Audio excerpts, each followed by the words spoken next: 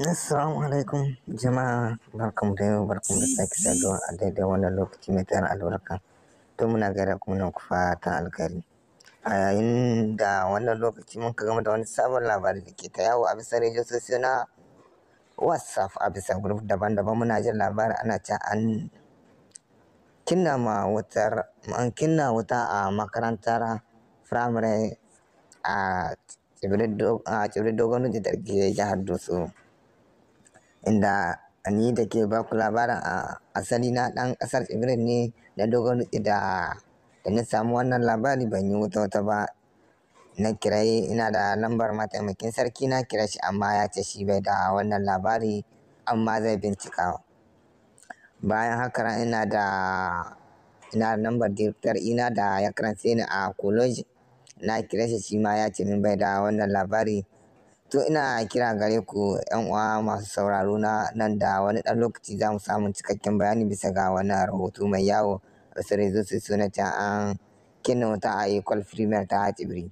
Amma a rahotannin da muke samu a wannan audio kan masu yawo na cewa an kama wanda ya kunna wannan wuta kuma shina ga hannun jami'an tsaro, inda wata kuma bata samu yin wata ɓanna ba, a kai tsaye an samu kashe ta, amma wanda ya yi yunkurin kunna wannan wuta yana ga hannun jami'an tsaro suna gudanar da bincike. Mun samu ra'ayoyin mutane daban-daban, za ku ji su dan za mu kunna muku su na ra'ayoyin mutane da sun kaji wannan batu na kama wanda ya yi yunkurin kunna wuta a wannan makaranta. Ku biyo mu ku sha ƙarin bayani insha Allah. Amma kar ku manta, zuwa dare za mu binciko labarin sufishin shi gaskiya ne ko ba gaskiya ba insha Allah. Naku ne na yau da kullum, Bubakar Manu, bisa tashar Bubakar Manu TV. Ka kuma ta da mana subscribe da like da comment. Ku biyo mu, ba za ku samu ƙarin bayani na ‘yan uwa masu ba da ra'ayoyinsu akan wannan mutumi da an kama mai yunkurin kunna wuta. Mu sai an guri hotuna sun yawa. Yanzu na hada sa'an gana an kace Tibiri ta Dosso an kaso a sa wuta. Lalle an so a sa wuta yanzu kun gani yadda masu iko sun zo sun yana gana an kama wanda sun so su wanga aiki. Don shi ne aka ce muku criminal ne, mutane na kasa wuta din gashi na yanzu. Masu sauraro kun ji bokal inda ke ta yawo ta bisa rediyo sosai da muka ce ku biyo mu, ba za ku jin ra'ayoyin mutane. To ka musu kuma wancan audio na muka ce to ka musu kuma ra'ayoyin mutane muka ce to bar mu saka muku wannan bayani na bawan Allah da ke yawo da ke cewa an samu a makarantar Tibiri ta Primaire wuta. Sai ga wani nan gaba kuma. Assalamu alaikum wa rahmatullahi wa barakatuhu, ya uwa bukan tafiya, barkamu da haka. To masha Allah, koyar nan allo shi ya bayyana da cewa da safiyar gata yau ne Tibiri Dosso an so a sa wata huta ga makarantun nan lakon na kara. To Allah ya tona asirin da an kama su ya wada su wannan aiki insha Allah, bisa witar da safiyar yau insha Allah, yau safiyar juma'a aiki na yau. To Allah ya tona musu asiri masu wannan aiki insha Allah. Dama wannan wuta mun san da cewa gaskiya akwai dala kasan karbo gaskiya. Gaskiya ba a ja wuta ta tashi haka kai tsaye ba da gidan ba saba. To Allah ya tona musu asiri insha Allah. Hudun da ba su kishin kasa, Allah ya tona musu asiri insha Allah. Duma mu fata da ilimi su ta musamman a gare ku insha Allah. Allah ya rahama kasa mu asiri insha Allah.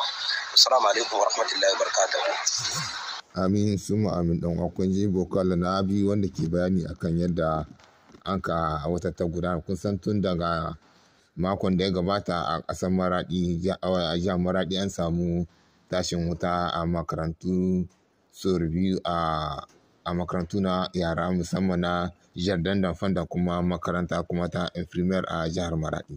Kenan tun da wannan lokaci jami'an tsaro da gwamnati na ta bincike bisa ga wannan abu. To insha Allah za mu kai ku ga ra'ayoyin mutane da mun ka saurara dangane da wannan wuta da kuma hukuncin da sun ka bada ga wanda ya so ya kunna wuta a Ecole Tibiri. Har yanzu ba mu ji ga majiya mai tushe kuma ba mu ji ga gwamnatanci ba insha Allah. Ku sha saurari lafiya.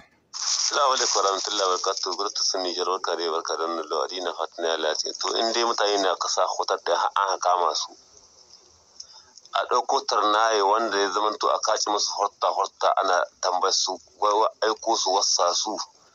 An kace mutum guda an ya ƙara in bai magana a ɗauko a bi hannun a gugunci. hortar nan duka tun daga horce babba a ka cike shi a kawo da horce manoni a kan tsakiyar nan in ba sai sun haɗi kawai ba wani kawai nan da aka masa a cire ya kun abin da ya dami ya bai kama ana son duniya ta ci gaba da an aiki alheri sai ku ake mun ba ɗaya kai ta yi to Allah ya sauka Allah ka bar sake wannan lamarin.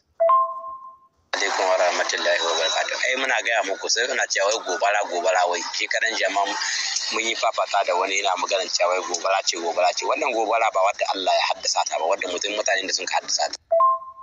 Mun ce muku wannan kwane da kuke gani wallahi ba gobara wadda iska ya kawo ce ba mutane ne suke haddasa ta tun daga nan asiri sai na tattaunawa yanzu tunda an fara kama su can kaji nan gobe kaji can wancan banda gobe kaji wancan wajen to ka duba a gani dan Allah ita wuta iska ce haka saboda Allah wallahi sai Allah saka musu bisa kashe-kashen da suke ta yi na kone da suke ta yi na jami'an gwamnati na makarantun gwamnati suna kone bayan Allah wanda ba su ji ba su gani ba. Assalamu alaikum wa rahmatullahi wa barakatuhu. Dan uwa da fatan an tashi lahiya ana cikin koshin lahiya. Dan uwa na da limaranka da alheri.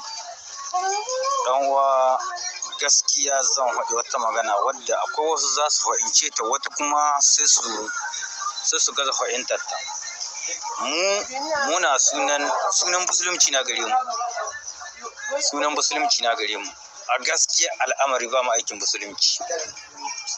Saboda me yasa zan faɗi wa magana tun ba yau ba tsakanin Nijar da Najeriya ni na tsarge su me yasa ko ni tsarge su yanzu a kaddara nan Cote d'Ivoire inda muke kowa san kasa arnata amma yanzu sun samu musulunci ya ci gaba nan yanzu kowa ya san kana dauke da kuɗi za ka wurin sayayya ko za ka wurin abu amma baka jin akwai waya ka ji an ce an tare mutum akwai waya to gida fa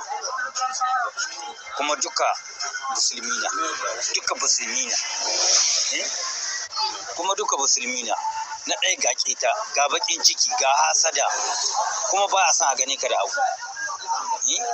kai daidai da isa ɗin da makaratiya nan ga waya can gida babu halin karatiya mu dai jihar mu ta Madawa babu halin karatiya kuma ko ka saka ta tun wahi akwai mai tambayar kashin wani baka dauke da kuɗi hankali ba shin ina za kuma an ce mu musulmi ne ina musuluncin to kai yan Nijar mu gyarawa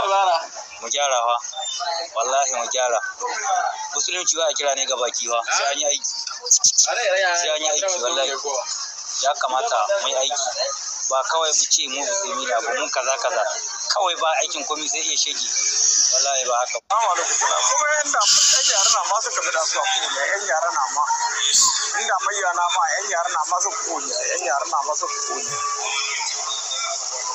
na dan ba su da su inda mayyana kaga wani babban bai ke tara abun fa sha da tura ba to yan yara na yaro ne da tura bale shi gudu kaga in mayyana ko ake wata tasta abu kai lalle ba a tare abu na Allah na ba a tare duwar an kai dai abu Allah na raka shi ba a cewa dai su duka su kone duka yan mayya duwar an kai wasu ne sai ko kaga dan yaro dan karimi bai san wanda zai yi ba wani na nan ko bai san wanda zai yi ba cikin mu abu ko da ba Allah kashi dai hankuli Allah dai sauka Allah ka wasa wallahi dai. Assalamu alaikum. Fatan jama'a masu da wannan tasha kun je ra'ayoyin mutane da kuma a shawarwarin da sun ka bada a game da yadda ya kamata a kiyaye. To masha Allah ina yi muku fata alkai sai kun ji mu a rahoto na gaba insha Allah.